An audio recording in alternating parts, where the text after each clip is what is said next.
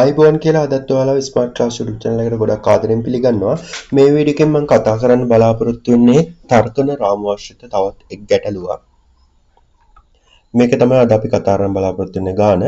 ශ්‍රී ජයවර්ධනපුර හා කොළඹ විශ්වවිද්‍යාලවල ඉගෙන ගනු ලැබූ සිරිල්, වීරසිංහ, නිමල් සහ කුසල් වෛද්‍ය, ඉංජිනේරු, නීතිඥ, ගණකාධිකාරී වෘත්තකයන් 4 දෙනෙකි. අනුපිළිවෙලින් නොවේ. සිරිල්ගේ හිසේ ආබාධයට තම වෛද්‍ය මිතුරාගෙන් ප්‍රතිකාර ලබාගත් අතර ඔහුගේ ඉඩම් ආරවුලක් සම්බන්ධයෙන් උපදෙස් ලබා ගැනීම නීතිඥ මිතුරාගෙන් සහාය අපේක්ෂා කරයි. කුසල් වෛද්‍ය හෝ ගණකාධිකාරියෙකු නොවේ. හරි, මේ ටික තමයි අපිට ගාන ප්‍රධාන වශයෙන් දීලා තියෙන්නේ. මම කලින් වීඩියෝ වල කිව්වා ඔයාලට ගානක් දුන්නම අපෙන් අහලා තියෙන ප්‍රශ්න ටිකත් අපි මුලින් කියව ගන්න ඕනේ. ඒක තමයි හොඳම ක්‍රමය. මොකද සමහර අවස්ථාවලදී ගාන දීලා නැති දත්ත මේ අහලා තියෙන ප්‍රශ්න ටික තියෙන්න පුළුවන්. ගණකාධිකාරී වෘත්තියේ නියැලෙන්නේ කුසල් නම් ගණකාධිකාරී වෘත්තියේ වීරසිංහ නියැලෙන්නේ නම් කුසල්ගේ වෘත්තිය කුමක්ද? හරි. මෙතන අපිට ඔයාලට පේනවා ඇති මෙතන පොඩි පොයින්ට් එකක් තියෙනවා. හරි. එතකොට නිමල් ඉංජිනේරුවෙකු නම් වෛද්‍ය වෘත්තියේ නියැලෙන්නේ කවුද?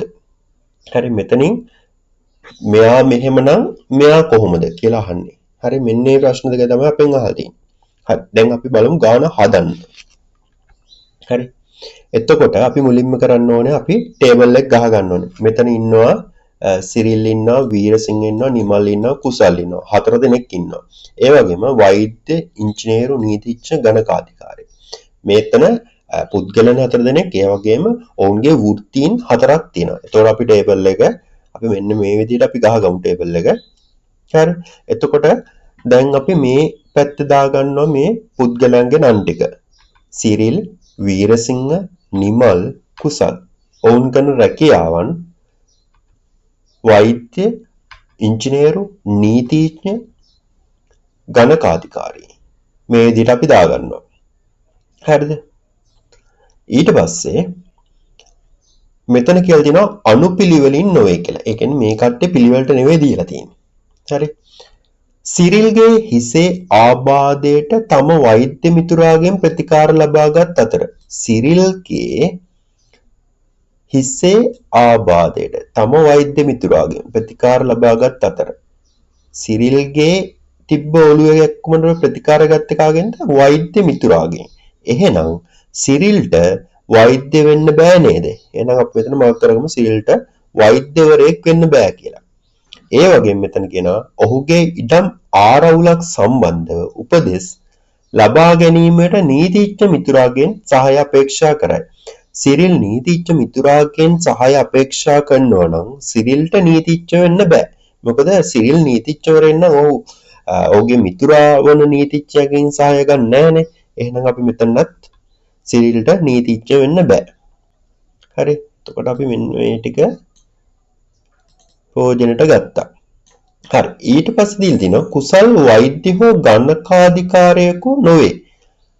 කුසල් වෛද්‍යවරයෙක් නෙවෙයි. ඒ වගේම ගණකාධිකාරියෙකු නෙවෙයි. හරි. නම් ඔන්න ඔය ටිකත් අපි ලකුණු කරගත්තා. හරි. අපිට ගාන දීලා තියෙන්නේ මේ ටික විතරයි. විස්තරය ඇතුලේ. හරිද? දැන් අපිට වෙන කිසිම දත්තයක් නැහැ. ඒකින්ද දැන් අපි මොකද කරන්නේ? මම කලින් කිව්වා මුලින් ගාන කියලා එන්නේ. ගාන මුලින් කියවනවා ඔයාලා තේරෙනවා ඇති. අපි ප්‍රශ්න ටිකේ අපිට පොඩි පොයින්ට්ස් ටිකක් දීලා තිබ්බා. හරි. දැන් අපි බලමු ප්‍රශ්න ටික. දැන් අපි ටේබල් එක අර විදිහට තියාගන්නවා. දැන් මතක තියාගන්න මෙතන ගණකාධිකාරී වෘත්තියේ වීරසිංහ නියැලෙන්නේ නම් කුසල්ගේ වෘත්තිය අහන්නේ. හරි. ඔයාලා ගාන කියවුවනම් මුලින් ඔයාලා තේරෙනවා ඇති. තවත් මේ වගේම එකක් අහලා තිබ්බා. එතකොට ඔයාලා මේ ටේබල් එකම තව මේ ලියාගත්ත ටිකම තව විදිහට ටේබල් එක පහතින් ගහලා තියාගන්න. හරිද? එතකොට අපි ඒ ටේබල් එක අපිට ප්‍රයෝජනවට ගන්න පුළුවන් ඊගාව කොටසෙන් දීලා තියෙන එක විසඳන්න. එහෙම නැත්නම් ඔයාලා මේ ටේබල් එකේම පාවිච්චි කරන්න පුළුවන් කිසි ප්‍රශ්නයක් නැහැ. මේකේ කියනවා ගණකාධිකාරී වෘත්තියේ වීරසිංහ නියැලෙන්නේ නැහැ. වීරසිංහ මොකද වෘත්තිය? ගණකාධිකාරී. නියැලෙන්නේ නම් කුසල්ගේ වෘත්තිය තමයි අහන්නේ. එහෙනම් අපි මෙතන මාක් කරගමු ගණකාධිකාරී වෘත්තිය නියැලෙන්නේ වීරසිංහ. වීරසිංහ ගණකාධිකාරී වෘත්තිය නියැලෙනවා නම් සිරිල්ට බෑ ගණකාධිකාරී වෙන්න. ඒ වගේම නිමල්ට බෑ ගණකාධිකාරී වෙන්න. ඒ වගේම වීරසිංහට වෙන රැකියාවක් කරන්නත් බෑ. නීතිච්චෙක් වෙන්න බෑ, ඉංජිනේරුවෙක් වෙන්න බෑ, ඒ වගේම වෛද්‍යවරයෙක් වෙන්නත් බෑ. හරි. දැන් ඔයාලට පේනවා ඇති මෙන්න මෙතන අපිට වෛද්‍යවරයෙක් වෙන්න පුළුවන් එකම කෙනා කවුද? නිමල්. එහෙනම් අපි එතන මාක් කරගන්නවා නිමල් කියන්නේ වෛද්‍යකයා. නිමල් වෛද්‍යවරයෙක් නම් නිමල්ට ආපහු ඉංජිනේරුවෙක් වෙන්න බෑ, නීතිඥයෙක් වෙන්නත් බෑ. හරිනේ. එතකොට දැන් අපිට පුරව ගන්න පුළුවන් මෙතන පුරවන්නත් පුළුවන්, මෙතන පුරවන්නත් පුළුවන්. අපිට කැමැතිකෙන් යන්න පුළුවන්. හරි. මම කුසල් කියන්නේ නීතිඥයෙක් කියලා මම මෙතන දාත්තා. කුසල් නීතිඥයෙක් නම් කුසල්ට ඉංජිනේරුවෙක් වෙන්න බෑ. එහෙම නම් ඉංජිනේරුවෙක් වෙන්න පුළුවන් එකම කෙනා කවුද? සිරිල්. හරි. දැන් අපිට ප්‍රශ්න අහනවා ගණකාධිකාරී වෘත්තියේ වීරසිංහ නියැලෙන්නේ නම් ගණකාධිකාරී වෘත්තියේ වීරසිංහ නියැලෙන්නේ නම් කුසල්ගේ වෘත්තිය කුමක්ද? කුසල්ගේ වෘත්තිය. කුසල් කවුද? නීතිඥ.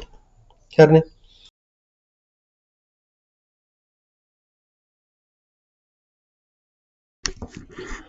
දැන් අපේ ගානේ දීලා දින ඉතුරු පොයින්ට් එකක් බලමු. නිමල් ඉංජිනේරුවෙකු නම් වෛද්‍ය වෘත්තියේ නියැලෙන්නේ කවුද? නිමල් ඉංජිනේරුවෙකු නම්. නිමල් ඉංජිනේරුවෙකු නම් අපි මෙතන මාක් කරගමු. වෛද්‍ය වෘත්තියේ නියැලෙන්නේ කවුද කියලා තමයි අහලා තින්නේ. හරි. නිමල් ඉංජිනේරුවෙක් නම් නිමල්ට අහපව වෛද්‍ය වෙන්න බෑ, නීතිඥ වෙන්න බෑ, ගණකාධිකාරියෙක් වෙන්න බෑ. ඒ වගේම වෙන කාටවත් ඉංජිනේරුවෙක් වෙන්නත් බෑ. එහෙනම් කුසල්ට ඉංජිනේරුවෙක් වෙන්න බෑ, වීරසිංහට ඉංජිනේරුවෙක් වෙන්න බෑ, සිරිල්ට ඉංජිනේරුවෙක් වෙන්න බෑ. හරිනේ. එතකොට දැන් මෙතන අපිට පුරවන්න පුළුවන් පොයින්ට් දෙකක් තියෙනවා. හරි. අපි දාගමු කුසල් කියන්නේ නීතිඥ කියලා. හරි. ඔයාලට ඒක පැහැදිලි වුණ නැත්නම් හරි මේ මෙතන මම කිව්වේ දැන් අපිට මෙතන පුරව ගන්න පුළුවන්, මෙතන පුරව ගන්න පුළුවන්. හරි. ඒක තමයි මම කිව්වේ. දැන් මම මෙතන පුරව ගන්න කුසල්. කුසල් කියන්නේ නීතිඥ. කුසල් නීතිඥෙන් නම් අහපව් වීරසිංහට නීතිඥෙක් වෙන්න බෑ. හරි. එතකොට අපි ඒක කපා ගත්තා. ඊට පස්සේ අපිට අහපව් තියෙනවා දැන් මෙතන අපිට පුරව ගන්න පුළුවන්. අපි දාගමු සිරිල් කියන්නේ ගණකාධිකාරීවරයෙක්. සිරිල් ගණකාධිකාරීවරයෙක් නම් වීරසිංහට ගණකාධිකාරියෙක් වෙන්න බෑ. එහෙනම් වීරසිංහට වෙන්න පුළුවන් එකම දේ මොකක්ද? වෛද්‍ය. අපෙන් අහන්නේ මොකද්ද? වෛද්‍ය වෘත්තිය නියැලෙන්නේ කවුද? වෛද්‍ය වෘත්තිය නියැලෙන්නේ කවුද? වෛද්‍ය වෘත්තිය නියැලෙන්නේ වීරසිංහ. හරි. මේ ටික තමයි අපි ගත්ත උත්තර ටික. ඉතින් ගාන හොඳට කියවලා හොඳට උත්තර ලියන්න. ඉතින් ඔයාලා තාම channel එක subscribe කරේ නැත්නම් subscribe කරන්න. ඒ වගේම ඔයාලා මොනවා ප්‍රශ්නක් තියෙනවා නම් comment එකක් දාන්න අමතක කරන්න එපා. ඒ වගේම වීඩියෝ එක හොඳයි නම් comment කරන්න. ඒ වගේම like කරන්න. යාළුවොත් බලා ගන්න share කරන්න. තවත් වීඩියෝ එකකින් හමු වෙනතුරු ඔබට සුබ දවසක්.